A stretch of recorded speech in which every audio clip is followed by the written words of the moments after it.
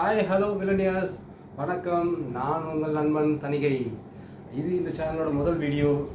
இந்த சேனலில் நீங்கள் என்ன மாதிரி வீடியோ பார்க்க போகிறீங்கன்னா, சம்பாதிச்ச பணத்தை எப்படி செலவு பண்ணலாம், எப்படி சேர்த்து வைக்கலாம், இல்லை பணத்தை வச்சு மேலும் பணத்தை சம்பாதிக்கிறதுக்கு என்னென்ன வழிகள் இருக்குது, அந்த மாதிரி இன்ட்ரெஸ்டிங்கான வீடியோஸ் தான் நம்ம இந்த சேனலில் பார்க்க போகிறோம். ஸோ எல்லாருக்கும் பணக்காரனாகவும் கோடீஸ்வரனாக ஆசை இருக்கும்ல? கண்டிப்பாக இருக்குங்க. எனக்கும் இருக்குது, பார்த்துட்டு இருக்க உங்களுக்கும் இருக்கும், கண்டிப்பாக இருக்கும். ஸோ அப்படி ஆசை இருக்கவங்க எல்லாருமே வந்து கீழே இருக்க கமெண்ட்டில் யார் யாருக்கு பணக்காரன் ஆகணும், முக்கியமாக கோடீஸ்வரன் ஆகணுன்ட்டு ஆசை இருக்குது, அதை கமெண்ட்டில் சொல்லுங்கள். ஸோ ஆசை மட்டும் இருந்தால் போதுவாங்க. ஆசை மட்டும் இருந்தால் கண்டிப்பாக பணத்தை சம்பாதிக்க முடியாது. அதுக்குன்னு சில ஸ்டெப்ஸ் இருக்குது. ஸோ அதில் வந்து நான் 10 ஸ்டெப்ஸ் நான் இங்கே உங்களுக்காக சொல்ல போகிறேன். ஸோ முதல் ஸ்டெப் என்னென்னா, ஒரு நல்ல பட்ஜெட் போடணும். நம்ம எவ்வளோ சம்பாதிக்கிறோம்னு நமக்கு தெரியும். பட் ஆனால் எவ்வளோ செலவு பண்ணுறோன்னு யாருக்குமே தெரியாது. அந்த 30 நாளில் எங்கே போகுது காசு, எங்கே கொடுக்குறோம், எங்கே வேஸ்ட்டாக போகுது அப்படின்ற விஷயமே நமக்கு தெரியாது.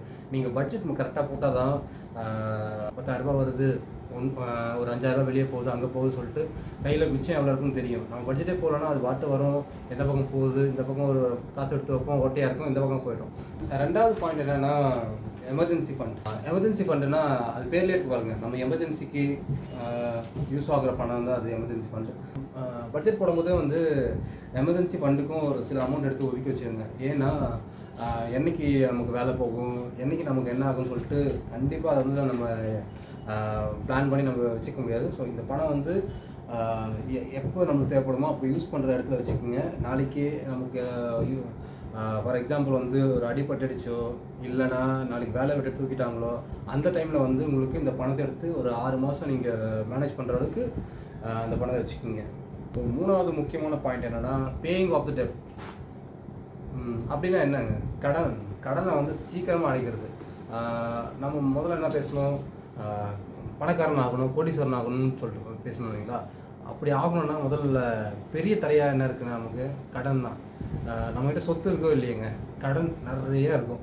கடன் வந்து அடைக்கணும்னா ஒரு சின்ன விஷயம், எது நிறைய இன்ட்ரெஸ்ட் இருக்கோ அதை முதல்ல அடைக்க ஆரம்பிங்க. அதுக்கப்புறம் கொஞ்சம் கொஞ்சமாக அடுத்த கடனை அடைச்சிடுவாங்க. ஸோ இப்போ அதிகமாக இன்ட்ரெஸ்ட் கொடுக்குற கடன் பார்த்திங்கன்னா கிரெடிட் கார்ட்ஸு, பர்சனல், அதெல்லாம் வந்து முடிஞ்ச அளவுக்கு சீக்கிரமாக அடைச்சிடுங்க.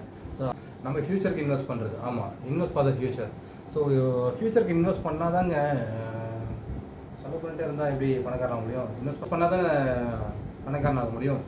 எப்போ கடன் அடைக்கிறீங்களோ அப்போவே நீங்கள் பாதி ஃப்ரீ ஆகிடுவீங்க. ஸோ ஃபார் எக்ஸாம்பிள் சொல்கிறேன், ஒரு 2,500 உங்கள்கிட்ட சேர்த்து வைக்க முடிஞ்சா, அது ஒரு அடுத்த 20 இல்லை 25 வருஷத்துக்கு உங்களுக்கு மாதம் டிசிப்ளினாக 20 வருஷத்துக்கு உங்களால் சேர்த்து வைக்க முடியும்னா, அடுத்த 20 இல்லை 25 வருஷத்தில் நீங்கள் உங்கள்கிட்ட 1 கோடி ரூபா இருக்குன்னு சொன்னால் நம்ப முடியுதா? கண்டிப்பாக. அதுதாங்க காம்பவுண்டிங் சொல்லுவாங்க. ஸோ இந்த காம்பவுண்டிங் முறையில் வந்து நீங்கள் டிசிப்ளினாக ஒரு 2,500 எடுத்து ஒரு அசெட்டில் நீங்கள் போட்டிங்கன்னா, ஒரு சொல்கிறேன்னா ஒரு 15%, 12% 15% வர இன்ட்ரெஸ்ட்டில் போட்டிங்கன்னா 20 வருஷத்தில் உங்களுக்கு கண்டிப்பாக 1 கோடி ரூபாய் இருக்கும். ஸோ 5வது ஸ்டெப் என்னென்னா, இன்வெஸ்ட் ஃபார் யுவர் ரிட்டையர்மெண்ட்.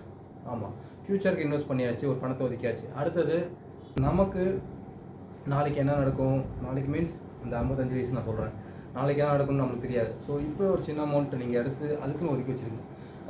எல்லாருமே வந்து இப்போ 20 25 வயசில் வேலைக்கு போயிடுவாங்க பசங்க, காலேஜ் முடிச்சுட்டு. ஸோ அந்த டைமில் வந்து நான் இதுக்கு ரிட்டைர்மெண்ட் எடுத்துக்கணும், இப்போவே நான் பைக்கை வாங்கிட்டு சல்லுன்னு போகிறேன், மொபைல் வாங்கி ஐஃபோன் அப்படி சொல்லிட்டு வச்சுட்ருக்கேன், அந்த மாதிரிலாம் யோசிக்காதீங்க.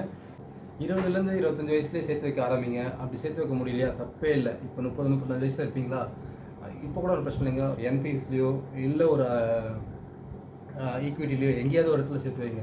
அப்போ தான் 55 வயசில் இல்லை 60 வயசில் வந்து யார் கையும் நம்பி நம்ம இருக்க தேவையில்லை. 6வது ஸ்டெப் என்னென்னா, எஜுகேட் யுவர் செல்ஃப்.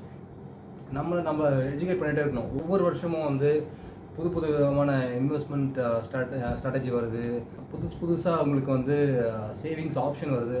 ஸோ நம்ம அதை அப்கிரேட் பண்ணிகிட்டே இருக்கணும். முதல்லலாம் உங்களுக்கு வந்து பெரிய நாலேஜ் வளர்த்துக்கிறதுக்கு ஆப்ஷன்ஸ் ரொம்ப கம்மி. நம்ம பார்த்தீங்கன்னா உங்களுக்கு ஆன்லைனில் நிறைய ஆப்ஷன்ஸ் இருக்குது, புக்ஸ் நிறைய இருக்குது, பாட்காஸ்ட் நிறைய இருக்குது, ஈவன் யூடியூப்பில் நிறைய வீடியோஸ் பார்க்கலாம். இந்த மாதிரி வீடியோஸும் இருக்குது. நம்ம சேனலில் சப்ஸ்கிரைப் பண்ணிக்கோங்க. ஸோ 7வது என்னென்னா, அவாய்ட் இம்பல்ஸ் பையிங். அப்படின்னா என்ன, தேவையில்லாத நேரத்துக்கு யோசிக்காமல் வாங்குறதுக்கு பேர் தான் இம்பல்ஸ் பைன்னு சொல்லுவாங்க. இப்போ நம்ம லிஸ்ட்டு நான் முன்னாடியே சொல்லியிருப்பேன் உங்களுக்கு, இதை வாங்க போகிறோம், இதை பண்ண போகிறோம்னு சொல்லிட்டு. ஸோ அந்த லிஸ்ட்டில் நீங்கள் முன்னாடியே எழுதி வச்சுருப்பீங்க. அதை நீங்கள் வாங்குறதுனா அது முக்கியம்னு உங்களுக்கு தெரியும். அது இல்லாமல் சப்போஸ் நீங்கள் வந்து ஒரு கடைக்கு போகிறீங்க, ஒரு சட்டை வாங்க போகிறீங்க, ஆனால் இன்னொரு சட்டை நல்லா இருக்குது எடுத்துக்கலாமான்னு சொல்லிட்டு தேவையில்லாத வாங்குறீங்களா, அதான் இம்பல்ஸ் பையிங்.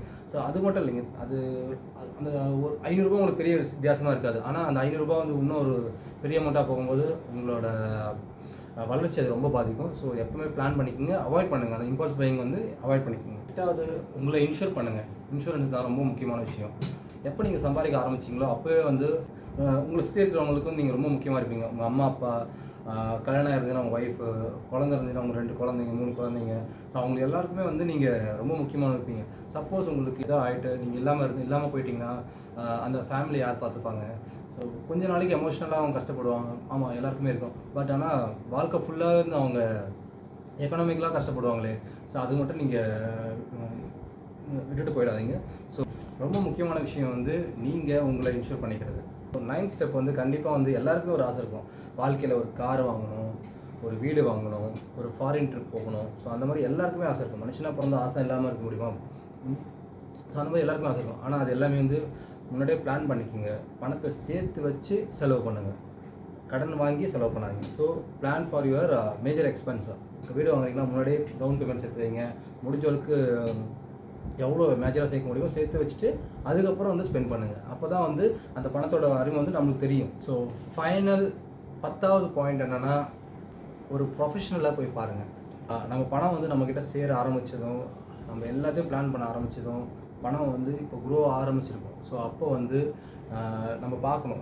இந்த பணம் நிறைய இடத்துல பணம் வச்சுருப்போம் இல்லைங்களா, ரியல் எஸ்டேட்டு, இல்லை நம்ம ஈக்விட்டி, ஸ்டாக்ஸு, அந்த மாதிரி எல்லா இடத்துலையும் வந்து பணம் நம்ம போட்டு வச்சிருக்கோம். ஸோ அப்போ வந்து எந்த பணம் வளருதுன்னு சொல்லிட்டு உங்களுக்கு டவுட் இருந்துச்சுன்னா, அப்போ வந்து ஒரு ஃபினான்ஷியல் அட்வைசர் போய் பாருங்கள். ஸோ இப்போ அவர் வந்து உங்களுக்கு நல்லபடியாக ஹெல்ப் பண்ணுவார்.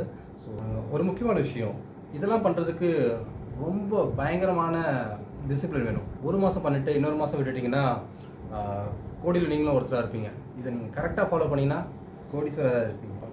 மறந்துடாதீங்க, இன்றைக்கி இந்த ஒரு சின்ன ஸ்டெப்ஸ் தான் நாளைக்கு வந்து உங்களை பெரிய இடத்துக்கு கூட்டு போவோம். என்ன சொல்ல புரியுதுங்களா? பெரிய இடத்துக்கு கூட்டு போவோம். இந்த வீடியோ யூஸ்ஃபுல்லாக இருந்துச்சுன்னா உங்கள் ஃப்ரெண்ட்ஸ் எல்லாருக்கும் ஷேர் பண்ணுங்கள். ரொம்ப பிடிச்சிருந்ததுன்னா ஒரு சின்ன லைக்கு, ஆமாம் கீழே போடுங்க, அது ஒரு லைக் பட்டன் அழுத்தி விடுங்க. இதே போல் வீடியோ வந்து இன்னும் நிறைய வர பிளான் பண்ணியிருக்கேன். ஸோ அது சப்போர்ட் பண்ணுறதுக்கு அந்த கீழே இருக்க சப்ஸ்கிரைப் பட்டனும் அழுத்திட்டு அந்த பெல் பட்டனும் அழுத்தி விடுங்க. Thank you so much service.